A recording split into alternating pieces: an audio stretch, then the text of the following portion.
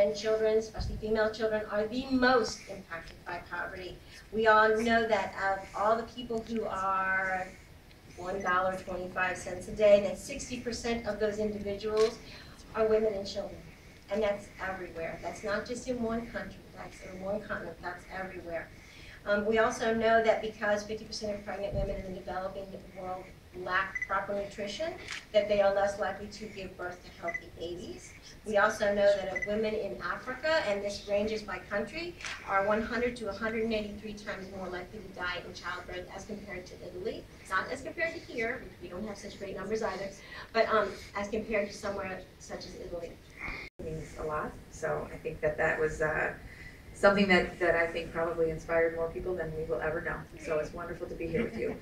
So, you know, I'm excited to be in this group with these people, and more importantly, when you look at the impact that not just the video, the social media, all of this ripples around the globe, to have this impact around kind of highlighting something that we don't often acknowledge, but we need to acknowledge it. Poverty is sexist, and it's about time that we say it, and say it in a way that doesn't demean what we have to do for men, but it also highlights the fact that it's not just investing in women, it's also making sure that we're kind of taking care of that foundation because it supports the rest of the world. So we do focus on the fact that there are challenges around the world, and I love that the One campaign is global, but we don't have to look very far to see some of these same issues. In Chicago, more women go to bed hungry each night. More women have to leave work or leave school to take care of a sick child or a parent, or take a second job to keep that family together. And so this isn't just about how do we get out of poverty, it's about how do we create a world, how do we create a city, and then obviously an entire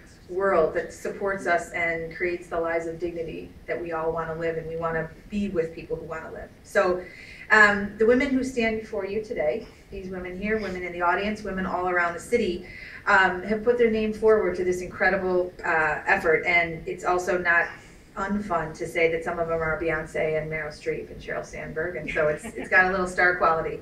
So now we can stand with women and girls everywhere and tell world leaders when they meet at the G7 in the UN this fall that it is time for real action. And one of the things that I'm personally doing about this is we're launching a group called Off the Sidelines, and it's really to get women involved in things, whether they are civic or political, or hopefully both.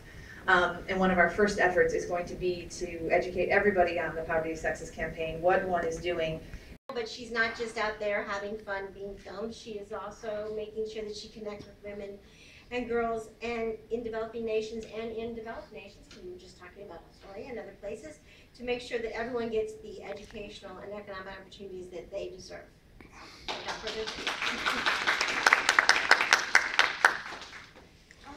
that was really nice. Thank you very much. I am Regina Fraser, part of the Renaissance Safari, and I just have to say something about Carol Moseley Braun. When you start out talking about her, and not only being the first African-American, only female African-American senator ever, hopefully would not be ever, she also was a role model for my daughter. You know how sometimes you talk about paying it forward, or that there's someone that's made a difference? My daughter was an intern for Carol Moseley Braun in Washington, D.C. And to this day, my daughter's 40-something, she talks about how you made a difference, and how sometimes when it gets rough for her, because she's an attorney and she's in a rough and tumble world, you made a difference to tell her how to gut it out, because you stood firm. So, thank you. I just wanted to say that. You never know who you touch. You don't ever know. And we include it in our TV show, so those of you who, if you happen to run across this because we're airing somewhere somehow on any of our shows, you'll see that we include that aspect of it. And we do it because we do believe that poverty is sexist. We see it. We've seen it up close and personal. We were in a Berber village in the High Atlas in Morocco, and there were these teenage girls, smart and beautiful, that had to stop working because they needed to have them do the olive oil, because they were teenagers and they needed the boys to go to school. We were in Tagala Ferry in South Africa outside of Durban, and we had the entire village, mainly made up of women, were making Zulu dolls as an empowerment zone in order to bring money into their community, because the men who had to go away to work, and then there had also been a lot of problems with apartheid. That made a difference. And we were in Varanasi, and we went to a school called the Little Star School, where a woman on her own started bringing in and created a school for young girls and babies because their mothers were prostitutes. Because of the culture, they were not able to make a living, and she was saving these girls, and now she has a school where girls and even young boys too can come and live. So we also know that there's a problem with child brides. Do you know 39,000 young girls under 18 every day are pressed into being child brides? So what that means is that a lot of them are going to be abused, and they're not going to have an opportunity to become functioning and productive people in their community. We also know that there's some things that we can do, and this is why I'm excited about what's going on here today and some of the other things, is that we need to help refocus and create a development agency so that they make girls and women center stage. That they're not put aside that, oh, well, we'll get to girls. We need to help people refocus on that. And we also need to help the global community know that they can seize the opportunity of unleashing the social, political, and empowerment and economic empowerment potential of women everywhere. We're pretty tough people. We love you guys. I'm not putting you down. I've been in the military. I served for 30 years, and I served around the world. And one thing that we instill in the military is leave no one behind. And so as I saw poverty around the world, it broke my heart because I saw women and girls being left behind. And there really wasn't much I could do about it. When I was in the Middle East, I saw little girls sent out to beg while the brothers went to school. When I was in Asia, I saw the 12-year-old girls out there prostituting because due to AIDS, the men kept looking for younger and younger girls. And then when I was in Africa, one day I saw a beautiful little girl, 12 years old, all dressed up, and I asked someone, you know, what's she dressed up for, birthday party? And the gentleman said, no, she's getting married today. Married to a 40-year-old man. And I learned that she'd had no education and she had no choice. And if he should die, his family would throw her back out on the street to live in poverty. A son's education is important in Africa because a son having an education can make good money and can take care of his parents. What we need to do is to teach the world and to teach Africa and individual nations that a girl having an education can make good money, care for her parents, care for her children, but as we've already heard, do so much more. Lift the village out of poverty, improve the economy of the nation, but more than that, improve peace within the world. Because what I have seen is when women work, they want peace. They want to be able to go to work. They want to be able to raise their children. They want to be able to take care of their parents. And so when we look at educating girls and empowering women, we are looking at making this world a safer place. We can break this poverty cycle and get a better world. So today there's a real opportunity for us to use social media to get out there, everyone with your Twitter accounts, your Hootsuite and everything else. We are going to do a big strengthy selfie of all of us at the end, but we need to get out there and send the message, especially to the G7, to Chancellor Angela Merkel, and say, it is time to get women and girls back on the agenda.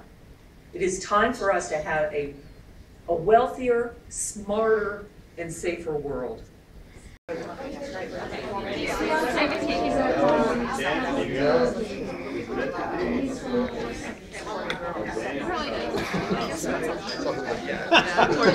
it? Like what?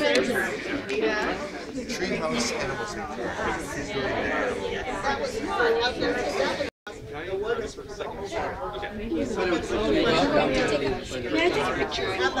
in touch.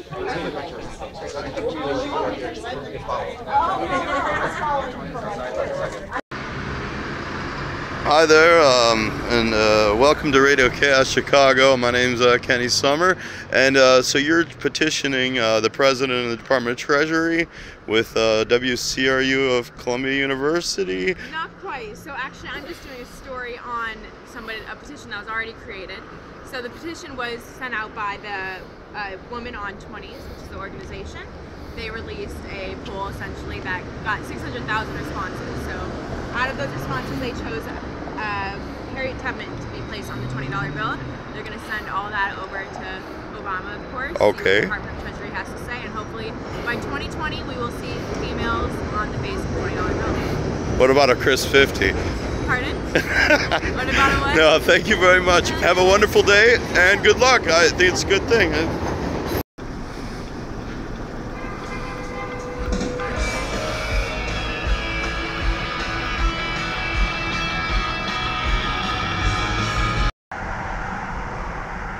Alright, that was a great one event.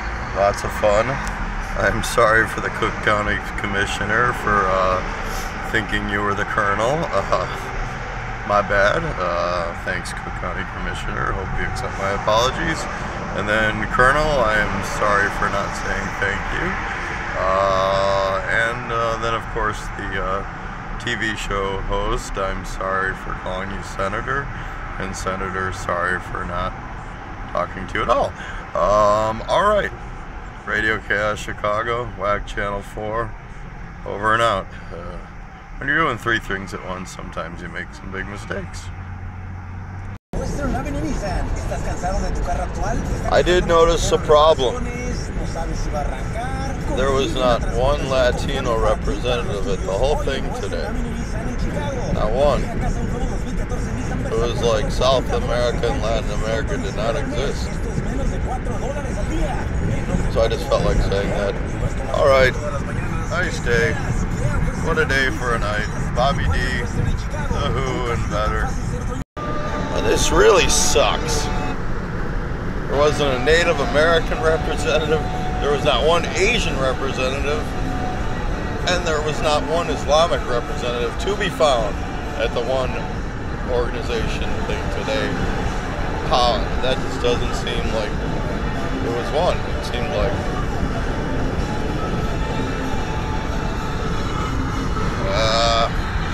North Chicago. So this is the end of this short not documentary, and of course I am spending more than I'm making, which is a constant theme in my life. And the North Chicago reference had to do with the multicultural aspects of that city. And seriously, a lot of good there.